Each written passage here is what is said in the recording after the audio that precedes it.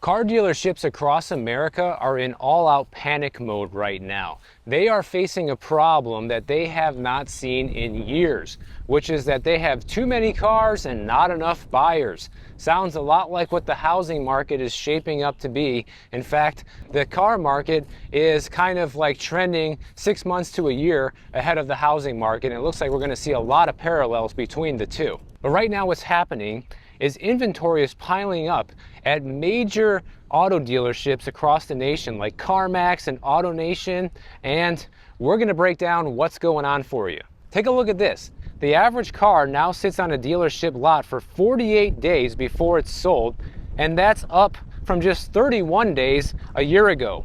And the reason is because buyers are backing off. Nobody feels good about this economy. Everybody's losing money if you have a stock market portfolio for the most part. And chances are you're seeing a reduction in your home value as well. We're seeing a negative wealth effect. And a lot of people don't even have either one of those things. They don't have a stock portfolio or own a home. So they're definitely not feeling good about the economy. On top of that, you have auto loan rates hovering at around 8% right now, which makes financing a vehicle next to impossible, which is something we'll talk about a little bit later in this video. AutoNation, they just launched a massive spring clearance sale, and some of their EVs are actually getting a $7,500 incentive to buy them, and traffic is still light at these dealerships.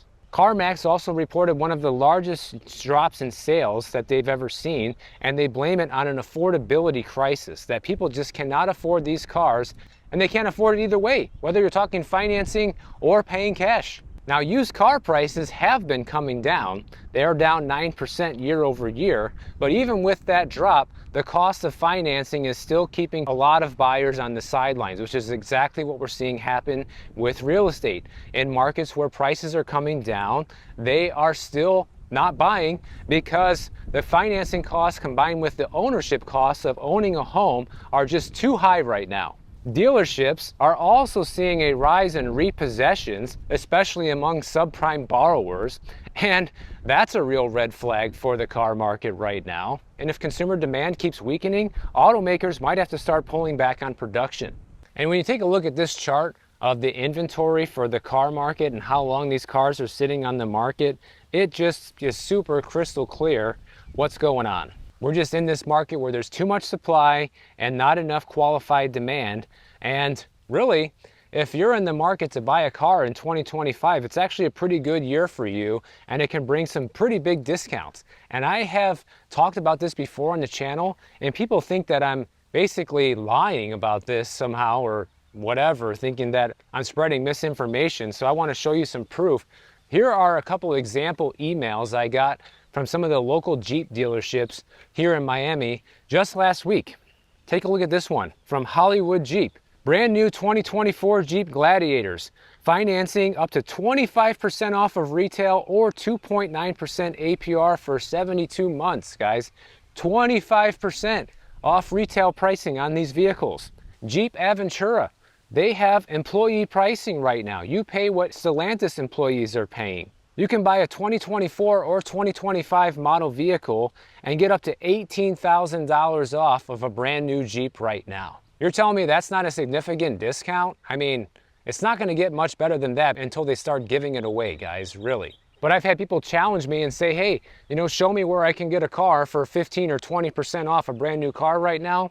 There you go, guys. I don't know if that's happening by you, but if you're looking to buy a brand new Jeep, come buy one down in South Florida. If your local dealership doesn't have a deal like this, and I'm sure they're not the only manufacturer doing this, I'm sure plenty of other ones are. The only reason I get these emails is because I bought a Jeep. So I know about this, but I'm sure many of the other automakers are doing similar sales right now.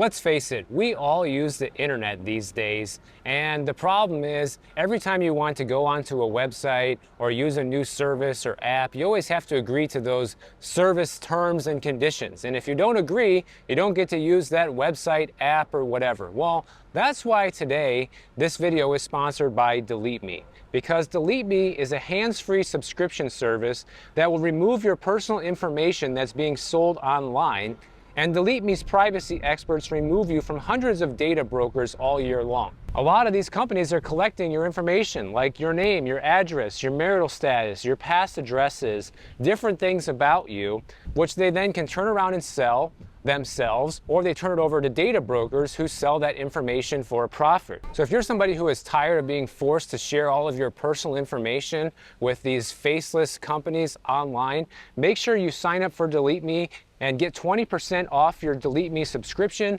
by joining today using my link down below at joindeleteme.com/boardinarrow, or use the QR code on the screen. But I want to talk a little bit about financing a vehicle right now, because there are some shady things that go on with this, and I want to make people aware of it so you know what to look for if you are going to be buying and financing a brand new car. Now, first of all, my advice is if you're going to buy a car, you shouldn't finance it. You should just buy what you can afford to pay in cash for. I think that's a much better decision, especially in this economy.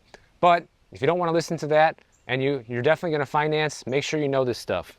And obviously, car dealerships in general and car salesmen don't have the greatest reputation with consumers.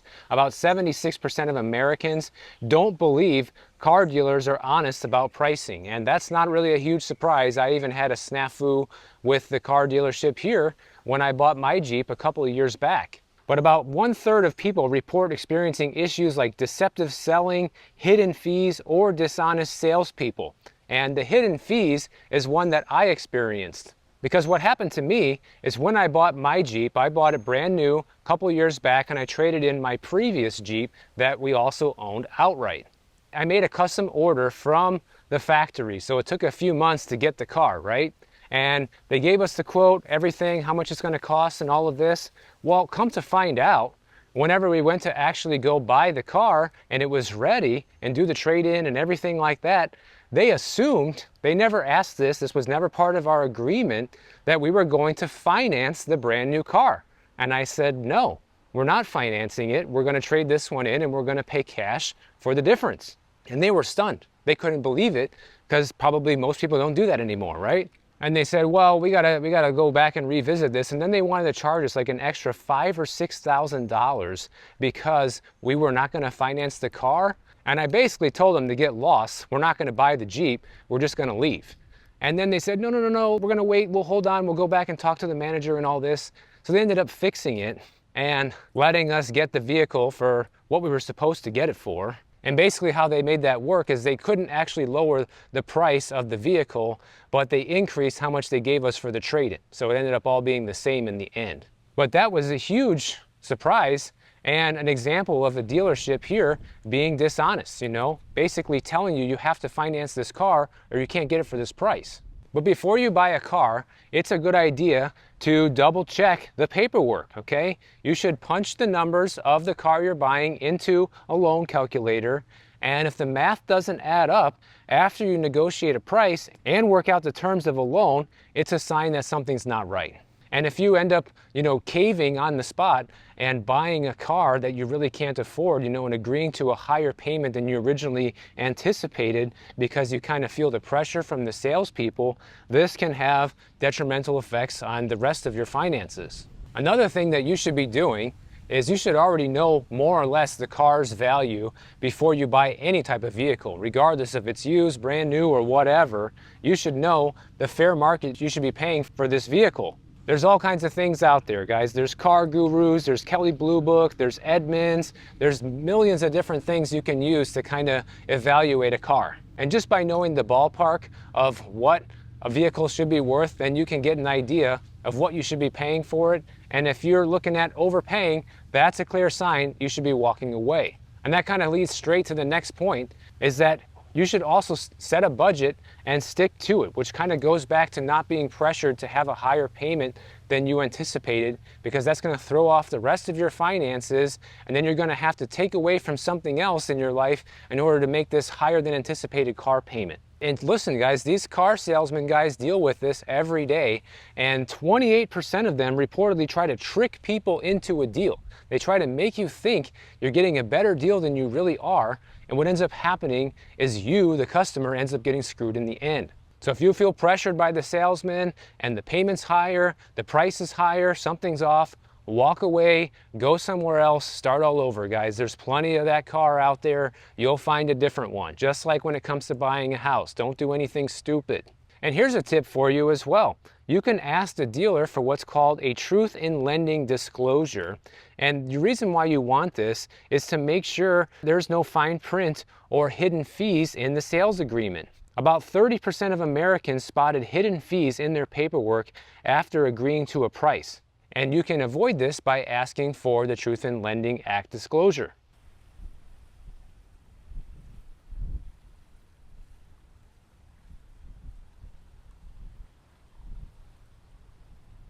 That disclosure should have details on it like your vehicle's APR, which is the total cost of credit including fees. And that can be a lot higher or different than the interest rate. So that's why that's important. And you have finance charges, which is the total amount of interest and other fees that you will pay over the life of that loan if you pay off the debt on time.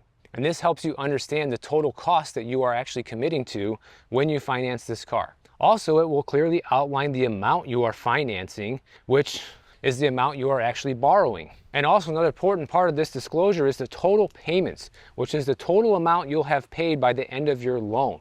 And you should compare that information with your car loan calculator. And if something's off, then something's off. And you should walk away from that deal or get them to bring the price down to what you had calculated and what you want it to be. If not, walk away. And also, it should be a red flag if the dealer doesn't even want to give you the truth in lending disclosure, because then clearly they are trying to hide something and they don't want you to know the full extent of what you're doing with this transaction, guys. And that's already a deal breaker if you ask me. And if you are going to be financing, you should be comparing different lending options. The dealer will try to pressure you into using their financing, and sometimes it is the best deal. But it's good to know of at least a couple of other options to make sure you're getting the best deal for you, because whatever's the best deal for them might not be the best deal for you. But you know, the reality is the reason why the car market is in the dump as well as the housing market is because people are scared of spending money right now, guys. You know, Americans are tightening their wallets in record numbers, mostly out of necessity, some by choice. You know, we just had the latest consumer sentiment survey come out and it's not good. Consumer sentiment sank almost 8 points in April to a reading of 86, which is the lowest level that we've seen since May of 2020. I mean, people feel just as bad about things right now as they did during a worldwide pandemic. Just think about that. Also, people's expectations on the future of the economy plummeted 12.5 points to 54.4, which is the lowest level we've seen in 13 years. And more people are anticipating that we are going to be heading into a recession. And since we had this wonderful idea some years ago to build basically our entire economy on consumer spending, once that drops, we're completely screwed. And people are already stretched thin, right? The pandemic savings are gone. Credit card debt is at record highs. Student loan payments are coming back with a vengeance to the point where they're going to be garnishing your wages if you don't pay. You got more people than ever taking advantage of buy now, pay later loans. Like, people are broke, guys. But we do need to see what's going to happen with consumer spending and see how much this is going to go down. And I think it's already reflecting in these large ticket purchases like real estate, like the car market. And of course, it's not going to reflect so much in the essentials. People still need to buy gas for the car. People still need to buy food. And people still need to pay for insurance and all the essential stuff, right? So of course, the spending on that stuff isn't going to go down. But a larger percentage of people's income is going towards those expenses now. But what we did see in the most recent consumer spending report from the New York Fed is that hotel stays and airline tickets, things like that, Airbnb stays, all those kind of things, those are seeing a big loss right now. People are really cutting back on those things. Why? Because they are non-essential. Here's something interesting though, and I'll let you guys decide and put your opinions down below about this. According to some Fed economists, they argue that people have overestimated the effect of inflation on their finances in the recent years. Well, I guess that's easy to say that if you are a rich board member sitting at the Fed and making, a couple $1 million a year. I guess it's easy to say that people are overestimating the impact of inflation on their finances, right? And they say that this way of thinking is impairing people's perception of the current economy. Basically, still trying to convince people that things are better than they really are. But here's the thing, the more that consumer sentiment continues to drop, then the more likely it is we are going to see a noticeable decline in spending across the board in all of the non-essential categories in the economy. And that's going to lead to more businesses closing down, more businesses laying off people trying to trim the fat, which means more people losing jobs and less spending. So we are definitely heading into this downward spiral. I mean, realistically, we're already in it, guys. We are just in the beginning phases of it. One thing I found interesting about this, though, is they say that we might have a tariff-induced slowdown in the second half of 2025, but then fiscal policy will launch up the economy in 2026. Because what they think is going to happen is that personal tax rates are going to decline across the board, assuming that they extend the Trump tax cuts this year. And they're under the assumption that you will get additional disposable income of $150 billion across all households for the year of 2026. So that's supposed to make up for all the extra inflation and the job losses and things that we've seen is the tax cuts. And also, let's be real, the tariffs, unless those go away, which Trump is getting killed on the tariffs, and I think pretty much everybody wants them to go away. But people should be worried about losing their job right now, and they should be worried about what they're spending because the layoffs have just been relentless, okay? Intel, over this past week, they announced that they're going to be laying off over 21,000 people, which is 20% of its workforce. That's a lot. And we're talking a big chip maker that puts, computer chips in almost everything you can think of, and they're struggling right now. Why? Because people can't afford to buy those things either. Those are all discretionary expenses. And Intel's been on the decline for quite some time, and a lot of it probably has to do with Apple's switch to Apple Silicon, which has absolutely crushed pretty much all of the Intel chips, and their stock price has been down 67% over the past 5 years. So not looking too good. And how do we know that discretionary spending is coming to an end? Take a look at this layoff notice right here. Thor Industries. What's Thor Industries? Well, they're an RV company. They're going to be laying people off, and their layoffs go into effect by June 20th of this year, and they're going to be laying off people in facilities in Michigan, in Elkhart and Middlebury and Sturgis, Michigan. And they're looking at about 500 people in these communities losing their jobs. And when you have a big employer in one of these smaller areas in the country that lays off this many people at once, especially good paying jobs like that, that puts everybody back out there looking for jobs all at the same time, and everybody's looking to replace that income, guys, which at a time right now is very difficult to do. Here's some of the other layoff notices that we've gotten just in the past week. Microsoft, they announced they're going to be laying off 1,200 employees. Tesla, they're losing another 2,500 people. Tesla's been one of the worst offenders throughout this whole recession, guys. They've been laying off more people than just about anybody. Macy's, they're laying off 800 people. Robinhood, 300 people gone. Dropbox is losing 500 employees.